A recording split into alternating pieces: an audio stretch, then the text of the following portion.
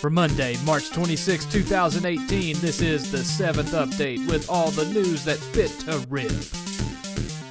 Good evening, I'm the 7th level. Ni no Kuni 2 released to high praise from the gaming press this week. Releasing with much less fanfare was its porn parody Need Yo Cooter. No Man's Sea released for the Xbox One this week. No, that's it. That's the joke. Yeah? Yeah. Yeah. Yeah. That's the joke. Ninja Theory revealed this week that the Xbox One X version of Hellblade will have 3 different modes: 60 frames per second, enhanced visuals, and 4K mode. Native 4K 60, right, Xbox One fans? Unfortunately, it still will not have a worth a shit mode. Capcom announced that Monster Hunter World has sold a total of 2.45 million copies in its first week. But Japanese games are a niche market, right, crap gamer? A new video game based on The Rock's new movie Rampage was announced at WonderCon this week. A game based on a movie that's based on a game. What's the worst that could happen? Night Dive Studios confirmed that System Shock's remake is still happening, but it will now be releasing in 2020 instead of 2018, as promised to its crowdfunding backers. How could this possibly be anything other than amazing now? Developer Super Hippo released its 18 and up only darkly erotic Heroes of Lust RPG this week. Meanwhile, somewhere in Kentucky, Super Brothers Underpants Elastic just cried out in agony and then suddenly went silent. Kirby Star Alliance released for the Nintendo Switch this week.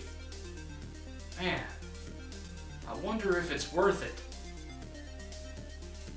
Game developers at GDC this week had a heated roundtable debate to discuss the possibility of a workers' union for game developers.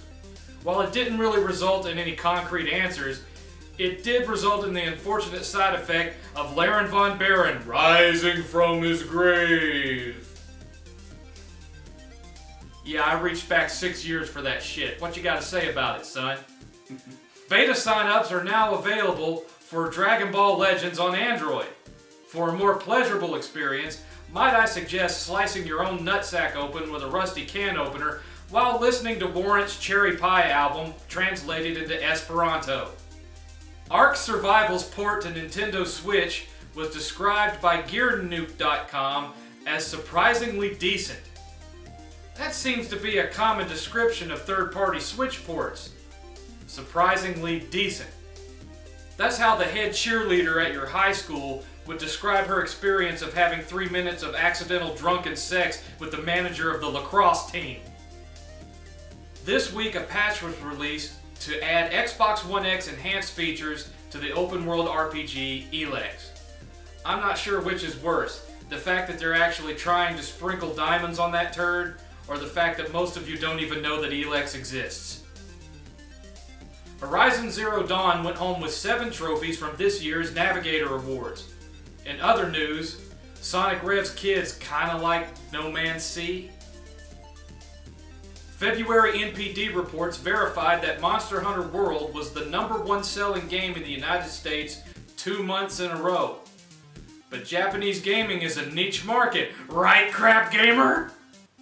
Cancelled Kickstarter project The Atari Box was re-announced this week as the Atari VCS, the same name of the original Atari 2600.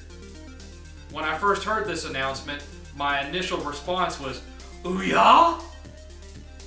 Funimation announced this week that they want Nintendo to put Goku in the next Smash Bros. Game, reigniting that never-ending fanboy debate of who is stronger, Goku or Crazy Hand. Rare studio head Craig Duncan was interviewed this week, wherein he discounted the idea of Sea of Thieves representing a revival for the Rare company as a whole. No shit, Sherlock! And finally, a Minecraft dispute caused the evacuation of hundreds of UK schools this week. Apparently, bomb threats were called into the schools after it was reported that UK social science teachers decried students for not making their Minecraft villages more inclusive for creepers. And that's all the news that was fit to rib. I'm the 7th level. As always, do what you do. I'll be back next week. Show me your red, son. The preceding batshit insanity was brought to you in part by donations from my supporters on Patreon. Go ahead, toss me $1 a month. What's the worst that could happen?